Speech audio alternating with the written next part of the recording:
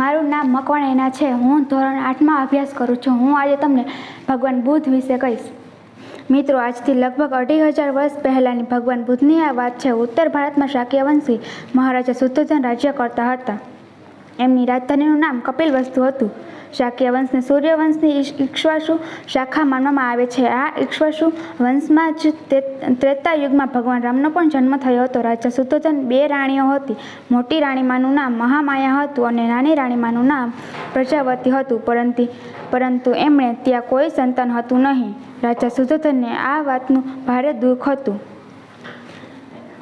રાણી મહામાયા એક રાતે સ્વપ્ન આવ્યું.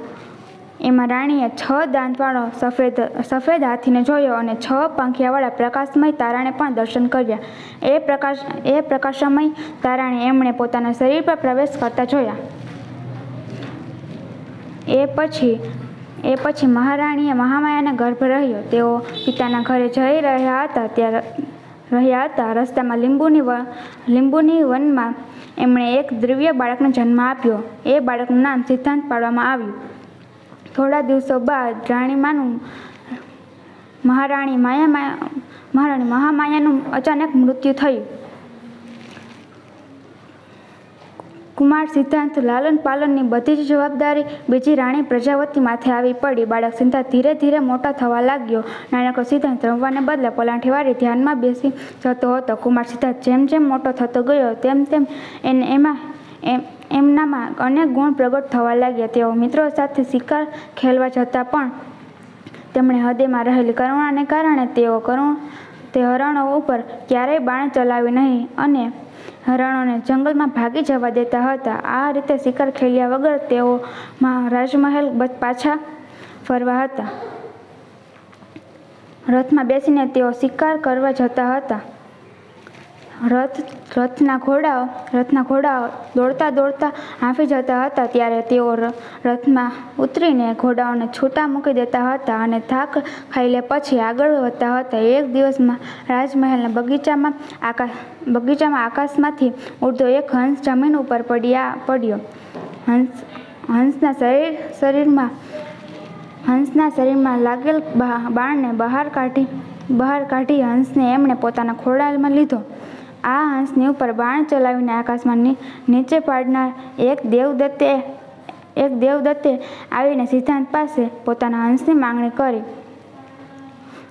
સિદ્ધાંત હંસ આપવાની ના પાડી. આ વાતને દરબારના ન્યાયાલયમાં સુધી લઈ જવામાં આવી. ન્યાયાલયનો નિર્ણય પણ સિદ્ધાંતનો પક્ષ આવ્યો, કારણ કે સિદ્ધાંત તો હંસના પ્રાણોની રક્ષા કરી હંસના સાથે થઈ ગયેલા. ત્યારે સિદ્ધાંતને તેને આકાશમાં ઉડી જવા દીધો. બાળક સિદ્ધાંત નાનો હતો ત્યારથી જ તેઓ પ્રાણી માત્ર પ્રત્યે તેના હૃદયમાં દયા અને કરુણા હતી. બાળક સિદ્ધાંતના દયા, કરુણા અને ધ્યાન ધારણ લક્ષણો જોઈને રાજા શુદ્ધોધન રાજજોશીને બોલાવ્યા. રાજજોશી ભવિષ્યવાણી પ્રમાણે બાળક સિદ્ધાંતના ગળામાં રાજકુમારી યશોધરાને જયમાળા પહેરાવી અને બંનેના ધામધૂમપૂર્વક લગ્ન થયા. ભવિષ્યમાં કાં તો મહાન ચક્રવર્તી સમ્રાટ બનશે અથવા સર્વના ત્યાગ કરી વિશ્વવંત મહાત્મા બનશે. બાળક સિદ્ધાંત વિશેની આ ભવિષ્યવાણી ચિંતિત થયેલા રાજા શુદ્ધોધને કુમાર સિદ્ધાંતને માટે બધા જ પ્રકારોના સુખ સગવડ સાધનોને સભર વર્ગના જેવી બીજી અને દુનિયા બનાવી દીધી. સંસારમાંથી જંગલોમાં ચાલી જઈ તે સાધુ મહાત્મા ન બની જાય એટલા માટે રાજાએ સિદ્ધાંતના લગ્ન પણ વહેલા કરવા દેવાનું નક્કી કર્યું. રાજકુમારી પસંદ માટે અશોક ઉત્સવની વ્યવસ્થા કરવામાં આવી. આજુબાજુના પ્રદેશોમાંથી રાજકુમારીઓ લઈને રાજાઓ અશોક ઉત્સવમાં હાજર થયા. ઉપવનમાં કુમાર સિદ્ધાંતના હાથમાંથી ભેટ લેવા માટે વારાફરતી રાજકુમારીઓ આવવા લાગી. સૌથી છેલ્લી રાજકુમારી યશોધરાએ આવી કુમાર સિદ્ધાંતને અને ભેટ યશોગાદની સાથે પોતાના ગળામાંથી કાઢીને રત્નહાર પહેરાવ્યો. એ પછી રાજકુમારોની શક્તિ અને જ્ઞાનની પરીક્ષા કરવામાં આવી.